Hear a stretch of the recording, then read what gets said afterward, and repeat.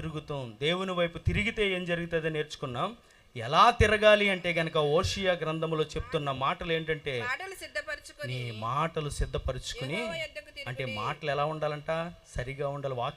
వాక్యం సుస్పష్టంగా తేటగా ఖచ్చితంగా ఏం చెప్తుంది తెలుసా, నీ మాట అవునంటే అవును, నీ మాట ఉప్పు వేయబడినట్టు రుచికరంగా ఉండాలి. అంటే ఎదుటివారిని ఆదరించేదిగా ఉండాలి. కానీ కొందరు మాటలు ఉంటాయంటే కత్తిపోటు వంటి మాటలు పలుకువారు కలరు. అలా కత్తులు అవసరం లేదంట, మాటతోటే. అలాంటి మాటలను బట్టి, లేదా అత్తగారి మాటలను బట్టో, లేకపోతే కోడళ్ళ మాటలను బట్టో, లేకపోతే భర్త మాటలను బట్టో, లేకపోతే భార్య మాటలను బట్టో కొంతమంది అర్ధంతరంగా ప్రాణాలు తీసుకున్నవారు లేరండి. ఇసుకుపోయి అలాంటి మాటలు ఉన్నాయేమో, జాగ్రత్త. ఈ రాత్రికాల సమయంలో దేవుడు నీ వైపు తిరగాలి, లేకపోతే దేవుని వైపు నువ్వు ఎలా తిరగాలి అంటే గనక మాటలు సిద్ధపరుచుకుని, ఇదిగో ప్రభువా నా పెదవులు నీకు అర్పిస్తున్నాను, ఇదే నువ్వు కోరుకునే నా దగ్గర ఉంది, ఇవి నువ్వు కోరుకున్నది ఇవే.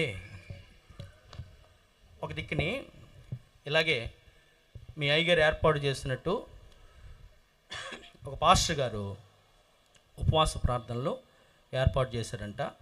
విశ్వాసులందరితోటి రేపటి నుంచి ఉపవాస కూడికలు జరుగుతున్నాయి కనుక ఏ ఒక్కరు కూడా మానటానికి వెళ్ళలేదు. ఎవరు మానినా కానీ వారిని బట్టి నేను బాధపడతాను, ఎవరు మానటానికి వీల్లేదు అని చెప్పాడంట. ఇద్దరు భార్యాభర్తలు ఉన్నారు. అందులో ఈవిడ ప్రార్థన ఎప్పుడు కూడా మానదు. అయితే రేపటి నుంచి ఉపవాస ప్రార్థనలు అయితే ఈవిడ అర్జెంటుగా అప్పుడే ఊరు వెళ్ళవలసి వచ్చింది.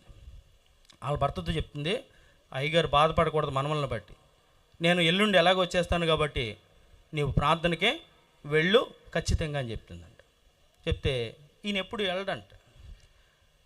కానీ ఈవిడ ఊరుకోదని, లేకపోతే అయ్యగారు బాధపడతారని ఎందుకు మొత్తం మీద వెళ్దాము అని వెళ్ళాడంట.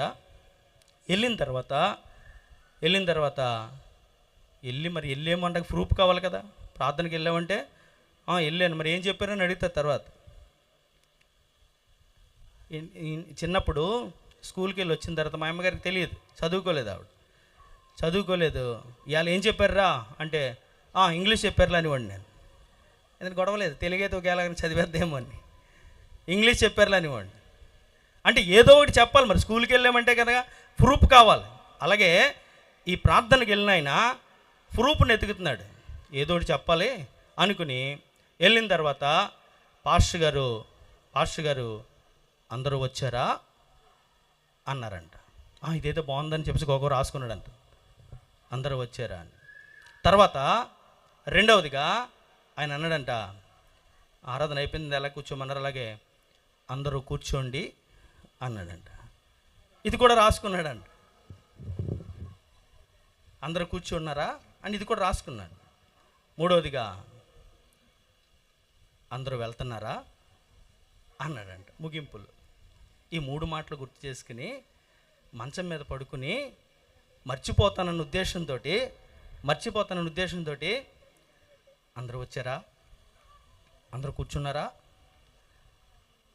అందరూ వెళ్తున్నారా అని ఈ మాటలు అంటూ ఉండేసరికి అక్కడ ప్రార్థనలు జరుగుతున్నాయి కదా, ఇంటి కాడ ఎవరు ఉండరని ఆ ఇల్లులు చక్కబెట్టే వాళ్ళు కొంతమంది వచ్చారంట. దొంగలో ఈ ఇంటికి కన్నమేస్తాకు వచ్చేసరికి ఈయన మంచం మీద పడుకున్నాడు, అందరూ వచ్చారా అన్నాడంట. ఓరు బాబా మనల్ని ఎప్పుడు చూసాడరా అని చెప్పేసి కూర్చోండి అనుకున్నారంట. కూర్చోండి అనేసరికి అందరూ కూర్చున్నారా అన్నాడంట. మళ్ళీ నేను నేర్చుకున్న మాటలు అయ్యాయి కదా, మళ్ళీ అప్పచెప్పడానికి ప్రాక్టీస్ చేస్తున్నాడు.